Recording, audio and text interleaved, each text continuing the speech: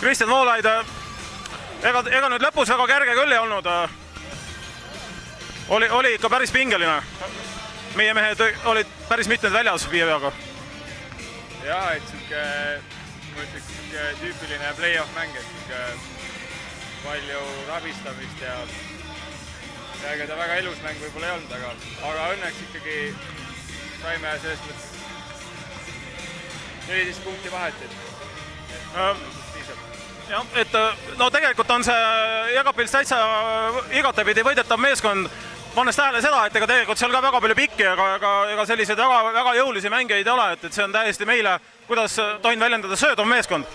Jah, ei seda küll, selles mõttes, et neil sukest, see leedulane on tegelikult nagu ainuke, kes nagu mütlab seal korral. Ülejäänud on jah, sellised viskajad ja jah, see peaks meile sobivam kindlasti.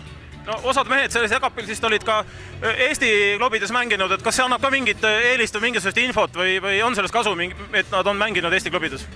Muidugi on, selles mõttes, et sa ju ikkagi oled nende vastu mänginud ja tead, enam-vähem mida oodata. Et ma arvan, et sellest oli kasu küll.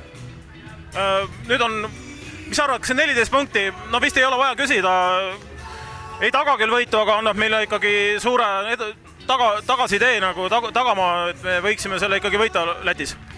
Ma arvan, et seda ei saa nii võtta, et me nüüd oleme edasi, et võitsime 14 õllus, et seal tuleb täpselt samamoodi samasugune andmine, et peame väga hästi valmistuma ja kindlasti mitte selle mängu 13-ga kaota minema, vaid kindlasti samamoodi võitma minema.